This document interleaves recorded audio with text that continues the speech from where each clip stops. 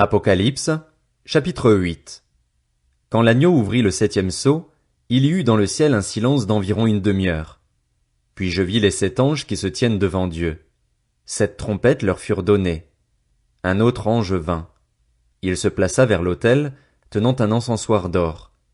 On lui donna beaucoup de parfums afin qu'il les offre, avec les prières de tous les saints, sur l'autel d'or qui est devant le trône. La fumée des parfums monta de la main de l'ange devant Dieu avec les prières des saints. L'ange prit l'encensoir, le remplit du feu de l'autel et le jeta sur la terre. Il y eut alors des coups de tonnerre, des voix, des éclairs et un tremblement de terre. Puis les 7 anges qui avaient les 7 trompettes se préparèrent à en sonner. Le premier sonna de la trompette, et de la grêle et du feu mêlés de sang s'abattirent sur la terre. Le tiers de la terre fut brûlé, le tiers des arbres fut brûlé et toute herbe verte fut brûlée. Le deuxième ange sonna de la trompette, et quelque chose qui ressemblait à une grande montagne embrasée par le feu fut précipité dans la mer. Le tiers de la mer devint du sang, le tiers des créatures qui vivaient dans la mer mourut, et le tiers des bateaux fut détruit. Le troisième ange sonna de la trompette, et du ciel tomba une grande étoile qui brûlait comme un flambeau. Elle tomba sur le tiers des fleuves et sur les sources d'eau. Le nom de cette étoile est Absinthe. Le tiers des eaux fut changé en absinthe et beaucoup d'hommes moururent à cause de ces eaux, parce qu'elles étaient devenues amères. Le quatrième ange sonna de la trompette, et le tiers du soleil fut frappé, ainsi que le tiers de la lune et le tiers des étoiles, de sorte qu'ils s'obscurcirent d'un tiers. Le jour perdit un tiers de sa clarté, et la nuit de même. Je regardai et j'entendis un aigle qui volait très haut dans le ciel et qui disait d'une voix forte: Malheur! Malheur! Malheur aux habitants de la terre à cause des autres sonneries de trompettes, celles que les 3 anges vont encore faire retentir. Apocalypse, chapitre 9. Le 5e ange sonna de la trompette et je vis une étoile qui était tombée du ciel sur la terre. La clé du puits de l'abîme lui fut donnée. Elle ouvrit le puits de l'abîme et une fumée pareille à celle d'une grande fournaise monta du puits. Le soleil et l'air furent obscurcis par la fumée du puits. Des sauterelles sortirent de la fumée et couvrirent la terre, et un pouvoir semblable à celui des scorpions de la terre leur fut donné.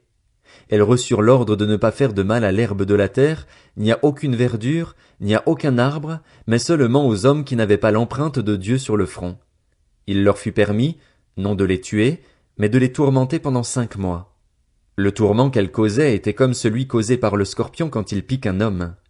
Durant ces jours-là, les hommes rechercheront la mort et ne la trouveront pas. Ils désireront mourir, mais la mort fuira loin d'eux. Ces sauterelles ressemblaient à des chevaux préparés pour le combat. Elles avaient sur la tête comme une couronne d'or, et leur visage était pareil à celui d'un homme. Elles avaient des cheveux semblables à des cheveux de femme, et leurs dents étaient comme celles des lions. Leur poitrine était comme une cuirasse de fer, et le bruit de leurs ailes ressemblait à celui de chars tirés par plusieurs chevaux qui courent au combat. Elles avaient des queues armées de dards comme les scorpions, et c'est dans leur queue que se trouvait leur pouvoir de faire du mal aux hommes durant 5 mois. À leur tête, elles avaient comme roi l'ange de l'abîme, appelé en hébreu Abaddon et en grec Apollyon. Le premier malheur est passé. Voici que 2 malheurs viennent encore après cela. Le 6e ange sonna de la trompette, et j'entendis une voix venant des 4 cornes de l'autel d'or qui est devant Dieu. Elle disait au 6e ange qui tenait la trompette: Relâche les 4 anges qui sont enchaînés près du grand fleuve, l'Euphrate. Ainsi les 4 anges qui étaient prêts pour l'heure, le jour, le mois et l'année furent relâchés afin de faire mourir le tiers des hommes. Le nombre des troupes de la cavalerie était de 200 millions. J'en entendis le nombre. Voici comment, dans la vision, je vis les chevaux et ceux qui les montaient. Ils avaient des cuirasses couleur de feu, d'hyacinthe et de soufre. Les têtes des chevaux étaient comme des têtes de lions, et de leur bouche sortait du feu, de la fumée et du soufre. Le tiers des hommes fut tué par ces 3 fléaux, le feu, la fumée et le soufre, qui sortaient de leur bouche. En effet, le pouvoir des chevaux se trouvait dans leur bouche et dans leur queue. Leur queue ressemblait à des serpents. Elles avaient des têtes, et c'est par elles qu'ils faisaient du mal. Les autres hommes, ceux qui n'avaient pas été tués par ces fléaux, ne se détournèrent pas de ce que leurs mains avaient fait. Ils ne cessèrent pas d'adorer les démons et les idoles en or, en argent, en bronze, en pierre et en bois qui ne peuvent ni voir, ni entendre, ni marcher, et ils ne se repentirent pas de leur meurtre, ni de leur sorcellerie, ni de leur immoralité sexuelle, ni de leur vol. Apocalypse, chapitre 10. Puis je vis un autre ange puissant descendre du ciel, enveloppé d'une nuée. Au-dessus de sa tête était l'arc-en-ciel. Son visage était comme le soleil et ses jambes comme des colonnes de feu. Il tenait dans sa main un petit livre ouvert.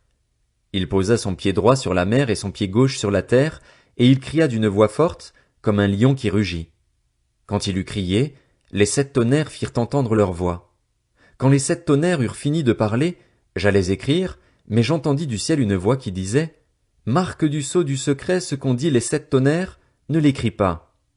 Alors l'ange que j'avais vu debout sur la mer et sur la terre leva sa main droite vers le ciel, et jura par celui qui vit au siècle des siècles, qui a créé le ciel et ce qui s'y trouve, la terre et ce qui s'y trouve ainsi que la mer et ce qui s'y trouve, il n'y aura plus de délai, mais quand viendront les jours où l'on entendra le 7e ange sonner de la trompette, le mystère de Dieu s'accomplira, comme il l'a annoncé à ses serviteurs les prophètes. La voix que j'avais entendue du ciel me parla de nouveau et me dit, Va, prends le petit livre ouvert dans la main de l'ange qui se tient debout sur la mer et sur la terre. J'allai donc vers l'ange et lui demandai de me donner le petit livre. Il me dit, Prends-le et avale-le. Il sera amer dans ton ventre, mais dans ta bouche il sera doux comme du miel. Je pris le petit livre de la main de l'ange et je l'avalai. Dans ma bouche, il fut doux comme du miel, mais quand je l'eus avalé, mon ventre fut rempli d'amertume. Puis on me dit, Il faut que tu prophétises de nouveau sur un grand nombre de peuples, de nations, de langues et de rois.